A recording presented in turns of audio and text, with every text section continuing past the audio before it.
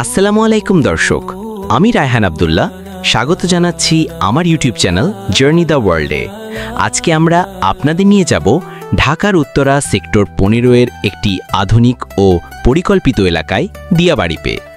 রাজুক অর্থাৎ রাজধানী উন্নয়ন কর্তৃপক্ষ এই এলাকাটি তৈরি করেছে একটি স্বয়ংসম্পূর্ণ শহর হিসেবে। এখানে রয়েছে বহুতলা বিশিষ্ট আবাসিক অট্টালিকা, প্রতিটি ভবনেই আধুনিক সুযোগ সুবিধা যেমন নিরাপত্তা ব্যবস্থা, গাড়ি পার্কিং, খেলার মাঠ এবং পর্যাপ্ত খোলা জায়গা।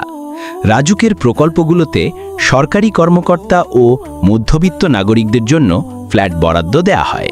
শুধু আবাসিক ভবন নয়, এখানে রয়েছে স্কুল ও কলেজ, বড় একটি কমিউনিটি সেন্টার, মসজিদ ও মন্দির, খেলার মাঠ ও হাঁটার ট্র্যাক।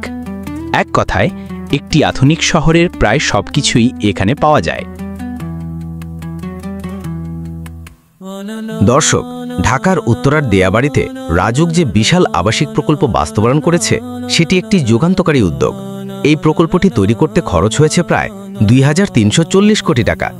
এটি শুধু একটি আবাসিক এলাকা নয়, এটি একটি পরিকল্পিত নগর যেখানে রয়েছে সব আধুনিক নাগরিক সুবিধা। এই প্রকল্পটির নাম Uttara residential model town 3rd phase, যার কাজ শুরু হয়েছিল 1999 সালে। রাজুক তখন পরিকল্পনা করে উত্তরা সেক্টর 15 থেকে 18 পর্যন্ত এলাকাকে একটি আধুনিক আবাসিক অঞ্চলে রূপান্তর করার। প্রকল্পটির প্রাথমিক পরিকল্পনা অনুযায়ী এটি 2010 সালের মধ্যে সম্পন্ন হওয়ার কথা ছিল। তবে নানা প্রশাসনিক জটিলতা, জমি অধিগ্রহণ, অবকাঠামোগত চ্যালেঞ্জ এবং অর্থনৈতিক ধীরগতির কারণে প্রকল্পটির সময়সীমা একাধিকবার বাড়ানো হয়।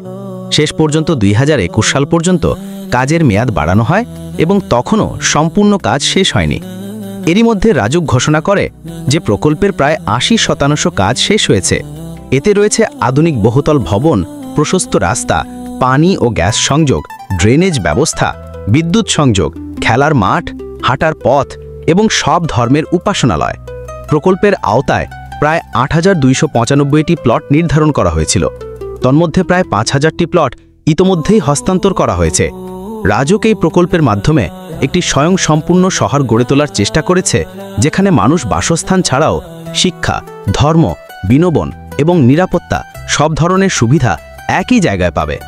দর্শক, প্রকল্পটির শুরুতে অনুমান করা হয়েছিল এর ব্যয় হবে প্রায় 2044 কোটি টাকা, কিন্তু দীর্ঘ সময় ধরে কাজ চলায় ও বিভিন্ন অবকাঠামোগত সংযোজনের কারণে খরচ বেড়ে দাঁড়ায় 2340 কোটি টাকায়, অর্থাৎ অতিরিক্ত 300 কোটি টাকারও বেশি খরচ হয়েছে। এটি ছিল ঢাকার ইতিহাসে অন্যতম ব্যয়বহুল আবাসন প্রকল্পগুলোর একটি।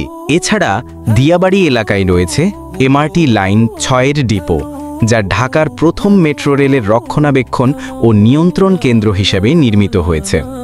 এই ডিপো নির্মাণের কাজ শুরু হয় 2016 সালের সেপ্টেম্বরে।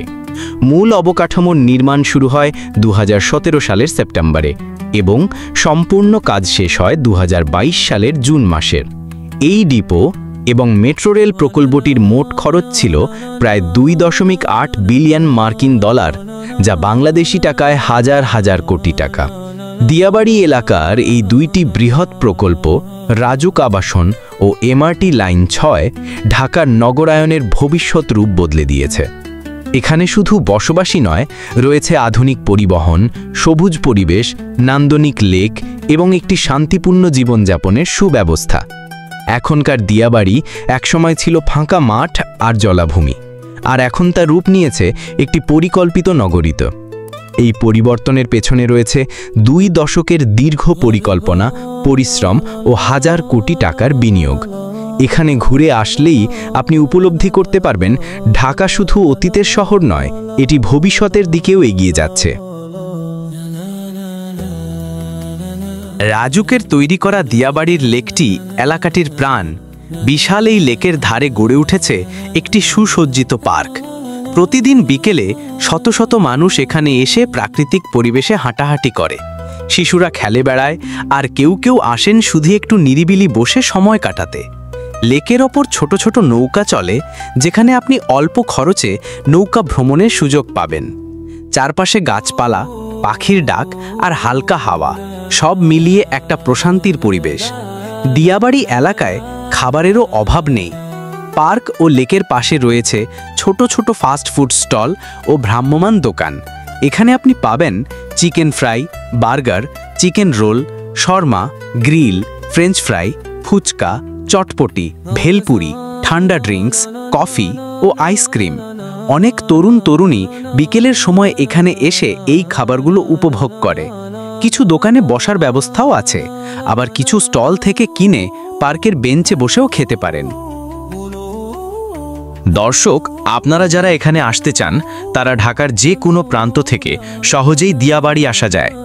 আপনি চাইলে আসতে পারেন বাসে, উত্তরা আবদুল্লাপুর রুট ধরে চলা লোকাল বাসে, মেট্রো রেলে, উত্তরা নর্থ স্টেশনে নেমে অটো বা রিকশায় কয়েক মিনিটের পথ। নিজস্ব প্রাইভেট গাড়ি বা বাইকেও সহজে পৌঁছানো যায়। এছাড়াও দিন দিন বাড়ছে রাইড শেয়ার সার্ভিসের ব্যবহার, যেমন উবার, পাঠাও এবং ইনড্রাইভ, যারা সরাসরি আপনাকে দিয়াবাড়ি পৌঁছে দেবে। দর্শক, আমি নিজে ঘুরতে গিয়েছিলাম এই দিয়াবাড়িতে। দিনের বেলা রাজুকের দালানগুলোর দৃশ্য ছিল খুবই চমৎকার, এবং বিকেলের দিকে পার্ক ও লেকের পরিবেশ সত্যিই প্রশান্তিদায়ক। আমার ক্যামেরায় ধারণ করেছি সব কিছু, সেই সব ফুটেজ এখন আপনারা দেখছেন।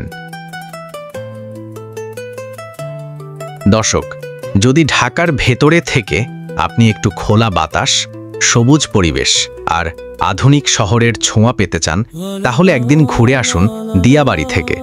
এটি একদিকে যেমন আধুনিক নগরায়নের নিদর্শন, তেমনি শহরের কোলাহল থেকে একটু দূরে নিরিবিলি একটি আশ্রয়। ভিডিওটি ভালো লাগলে লাইক দিতে ভুলবেন না। নতুন এমন ভ্রমণ এবং ইতিহাস ভিত্তিক ভিডিও পেতে চ্যানেলটি সাবস্ক্রাইব করুন। আবার দেখা হবে নতুন এক স্থানে, নতুন এক গল্পে। আল্লাহ হাফেজ।